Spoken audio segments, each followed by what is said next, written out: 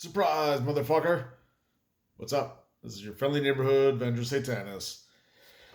And I think I'm going to title this video Trouble in Paradise?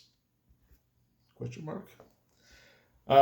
This is just a brief update on my latest Schultz scenario, Rainbow Crystal Utopia.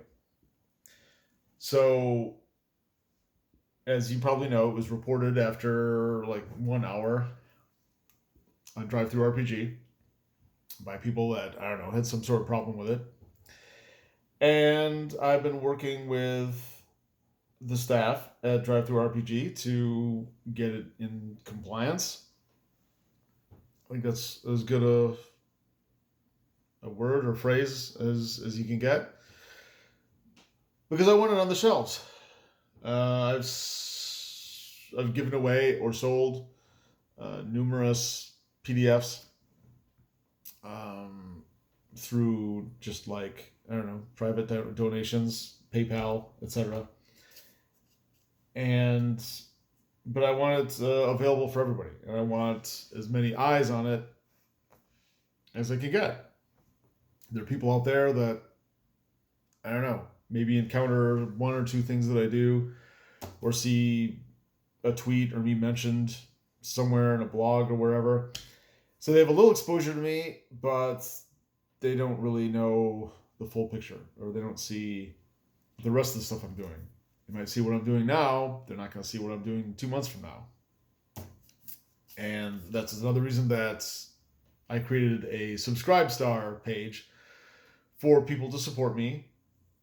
So the goal is to make me uncancelable, because I don't want one company or one platform to ban me, and then there goes a big portion of my audience and my ability to talk to people and get my message heard, get my voice out there, raise awareness for whatever project I'm working on.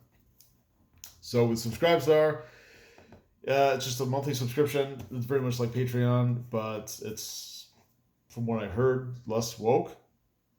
And they won't cancel you or throw you off their platform for being a conservative or just having normal views. So yeah, that's why I'm on Subscribestar, and I'll put the link in the description below. So anyway, where are we with Rainbow Crystal Utopia? I had made changes based on what I was told they wanted. So I came back with some changes that some of them they were happy with and some they weren't. So I tried to come up with alternatives, and I did that.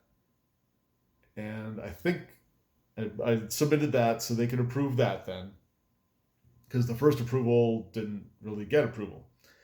So now I'm waiting for the second approval. And since it's Friday afternoon and I haven't heard back yet at almost 4 o'clock, I'm assuming I'm not going to hear back until Monday or Tuesday. At which point, if they say yes and give me the thumbs up, then I'm going to make it public again and people will have access to it.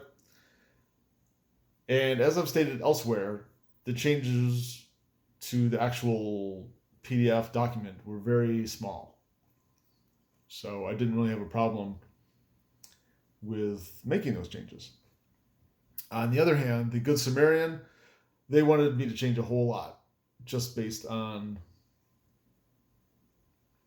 the content and children in danger, in peril, subjected to violence, which went with the whole anti-abortion theme. So I don't think there's any chance of me putting the Good Samaritan back up on Drive Through RPG virtual shelves. But God willing, tentacles crossed, Rainbow Crystal Utopia will be back up maybe midweek next week. So that'll be nice. Hopefully more exposure means A few more people will attend VengerCon because I've got a nice little ad on the back page of that. And also more people will be exposed to Chalt and more of my work and other things I'm doing. And just keep the ball rolling, you know.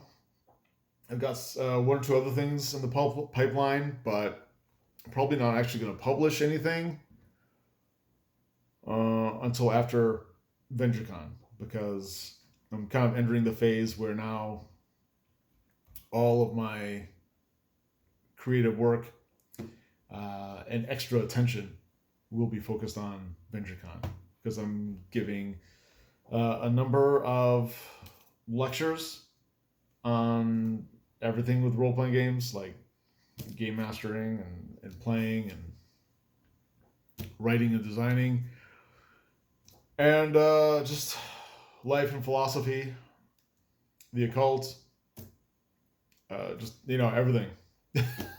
Just everything.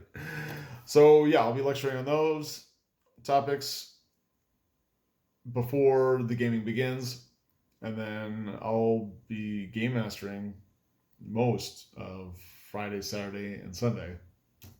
So I plan to be exhausted, and I'm gonna do as much upfront stuff as I can. Although there are a couple things that I wanted to get, little things that I wanted to get out there between now and then. That is a sort of checklist that just, I put the prototype up on Subscribestar. So if you go there, you can see I took a picture of like a mock-up. It's very rough and, you know, it looks crappy because I just hand drew it just in like 10 minutes.